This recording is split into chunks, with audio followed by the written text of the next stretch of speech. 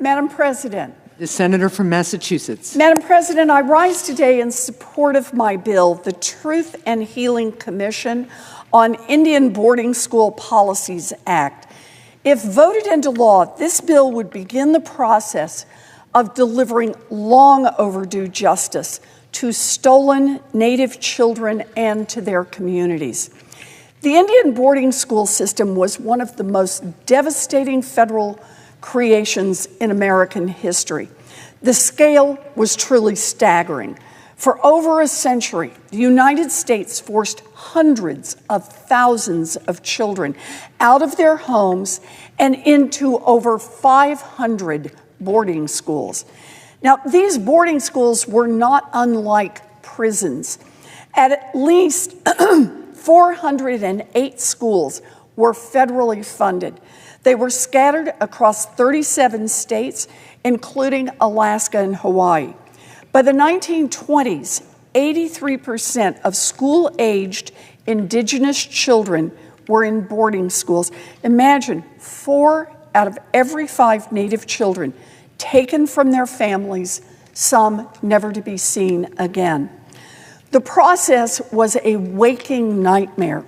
Armed officers were sent onto reservations to rip children as young as 4 from their families. Mothers and fathers who resisted could be severely punished. Once at boarding school, kids were stripped of their heritage.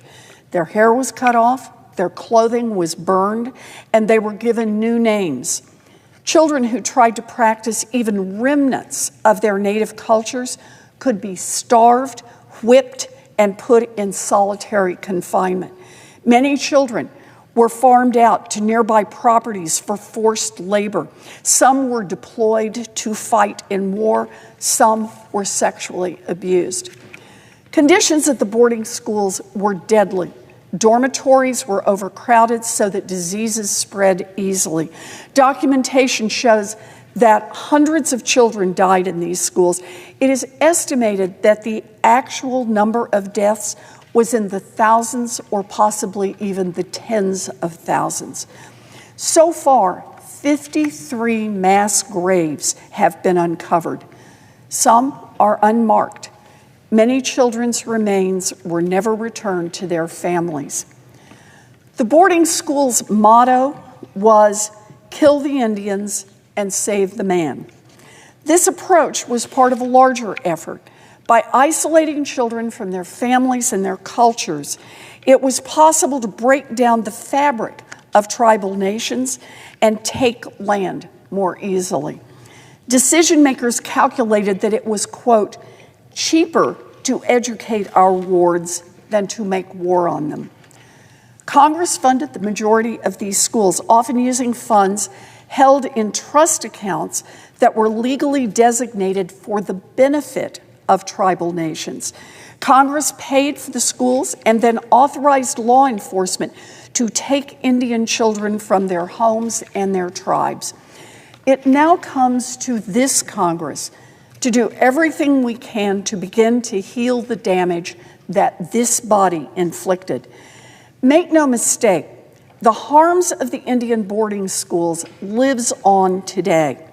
In my time working on this bill, I've heard countless harrowing stories from survivors and from their families.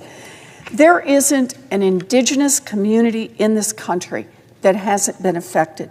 Survivors have faced chronic medical issues and psychological trauma. They have struggled to reconnect with their loved ones, their language, and their cultures. We cannot rectify that past until we face it head on. And there is still so much that we don't know about these boarding schools. We don't know how many children died in boarding school custody. We don't know the full spectrum of the violence that occurred. We don't know all of the ways the schools affect survivors and descendants to this day.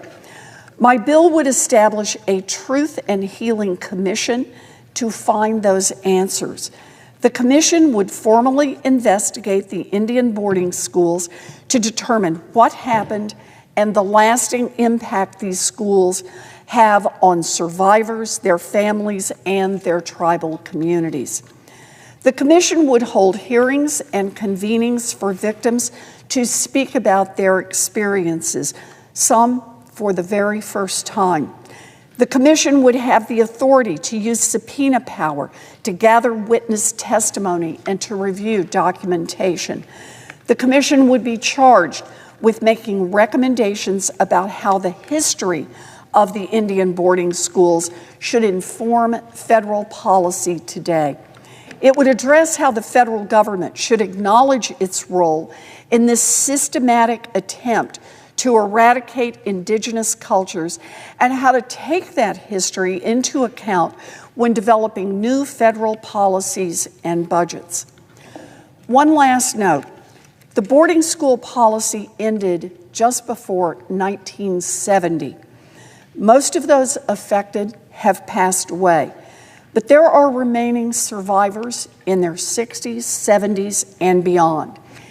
Every day that goes by, these survivors grow older, and their chance to tell their stories moves further away. These people have been harmed enough. Their wounds go deep, and they deserve a chance to stand before the United States government and tell their stories in their lifetimes. I urge my colleagues not to delay adoption of this bill. Our actions cannot make up for the harms that Congress inflicted, but by moving now, we can at least offer some token of care to those survivors who offer themselves up as living witnesses of a cruel chapter in American history. Make no mistake, this work will be painful, but it will make us a stronger nation.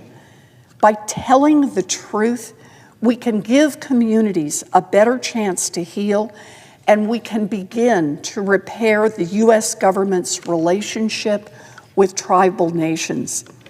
This bill has broad support. It is bipartisan. It is supported by boarding school survivors, and 32 members of Congress have co-sponsored the bill. One co-sponsor, Senator Klobuchar, was unable to be here tonight, and she asked me to submit a statement from her for the record on her behalf. Without objection. Thank you. And I urge my colleagues now to pass this bill. We should delay no longer. Thank you, Madam President. I yield the floor.